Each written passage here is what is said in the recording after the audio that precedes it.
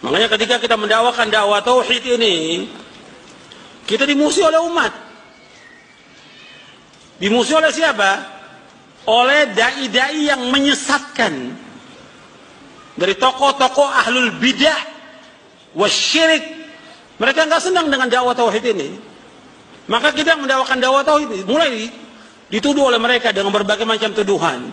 Tuduhan apa? Wahabi, sesat, keras, dan segala macam sudah tuduhannya.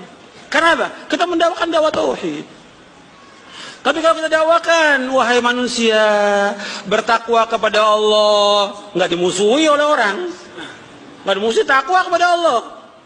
Suruh takwa, takwa. Coba kalau dibahas, apa mana takwa itu?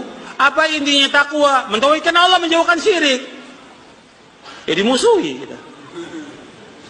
Kalau cuma takwa aja, atau umpamanya kajiannya membahas tentang masalah rumah tangga, ya nggak bakal dimusuhin. Bahasanya tentang artis, ya nggak akan dimusuhin oleh orang. Tapi kalau bahas tentang tauhid, tentang akidah, tentang manhaj, dimusuhi. Yang pertama kali yang nggak senang dengan dakwah ini, iblis, laknatullah alaihi. Syayatin, setan. Kemudian setan itu membisikkan kepada wali-walinya. Siapa wali-walinya? Yaitu a'immatul mudillin, imam-imam yang menyesatkan. Dai-dai yang mengajak kepada kesyirikan dan bid'ah. Mereka nggak senang.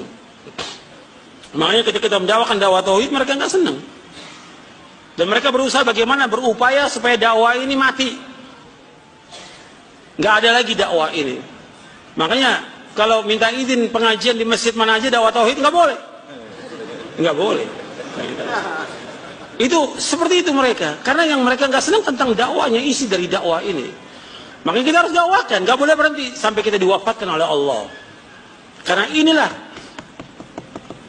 dasar pemersatu umat dan syarat untuk masuk surga dan juga untuk mencapai kebahagiaan manusia dunia akhirat dengan ini, dengan tauhid. Nggak ada yang lain. Bagaimana memberi masukan kepada saudara kita yang termasuk ekstremis dalam berpikir terkait keislamannya, namun secara objektif. Karena sejauh ini observasi yang saya lakukan, tipikal orang seperti ini cenderung tidak open minded.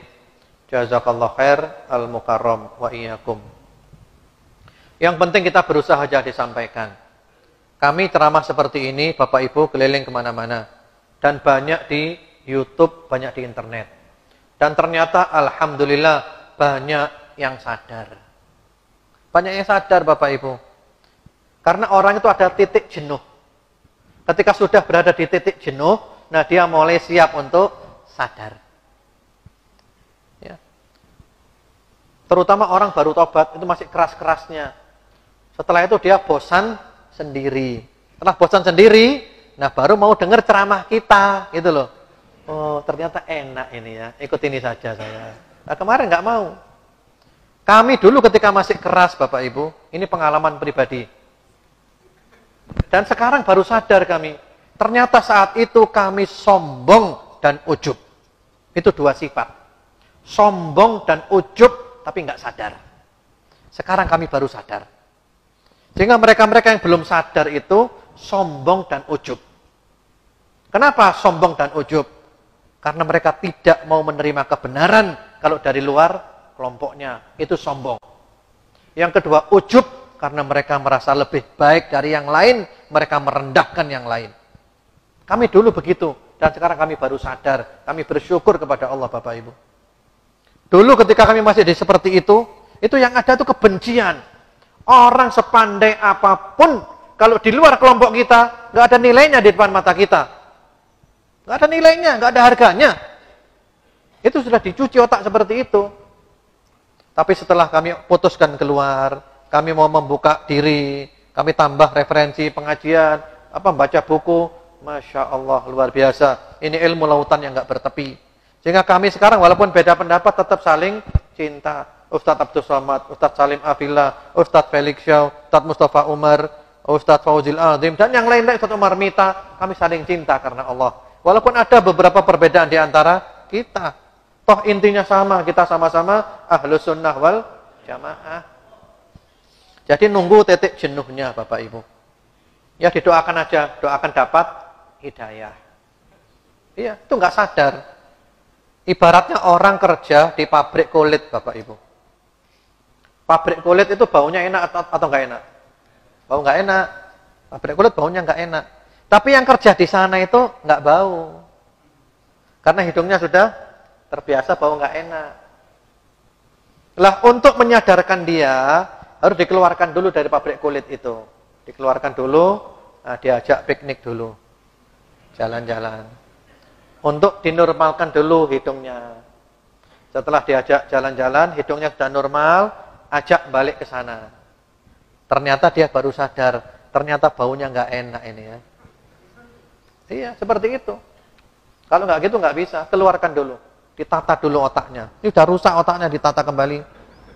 Betul, saya jujur Bapak Ibu. Sudah dirusak otaknya dengan ajaran kebencian. Maka perlu ditata kembali. Misalnya dari kelompok salafi, kita katakan, kamu tetap salafi, nggak masalah. Saya tetap salafi, nggak berubah. Ya. Cuman yang berubah adalah sikap, menyikapi perbedaan pendapat. Kalau dulu langsung vonis sesat. Nah, sekarang enggak, monggo silakan. Beda pendapat. Tapi kita tetap bisa bersinergi, kita saling menghormati, masing-masing punya hujjah, masing-masing punya argumentasi, masing-masing punya kitab, masing-masing punya ulama. Monggo silakan. Insya Allah masuk surga semuanya. Karena intinya sama, ahlus sunnah wal jamaah. Rukun Islamnya sama 5, rukun imannya sama 6, Al-Qur'annya sama, haditsnya sama, ya syaraknya sama, tafsirnya sama, sholatnya menghadap kiblat yang sama, semuanya sama. Paling-paling beda apa sih? Ya, paling-paling beda ya tahlilan, maulid, haul dan semisalnya. Insya Allah masuk surga semuanya. Seperti itu. Jadi ya kita terangkan saja. Mereka mau, alhamdulillah. Mereka enggak mau, yang penting kita terus menjelaskan, memberikan pencerahan, kita mendoakan. Insya Allah kebenaran itu ada cahayanya. Dan insya Allah, dan cahaya itu akan masuk ke dalam hati orang yang memang siap untuk menerima cahaya itu. Jujur, kami dulu keras Bapak Ibu. Sehingga kalau ada teman-teman yang keras, kami enggak kaget. Kami hanya mengatakan, saya sudah melewati masa-masa seperti itu.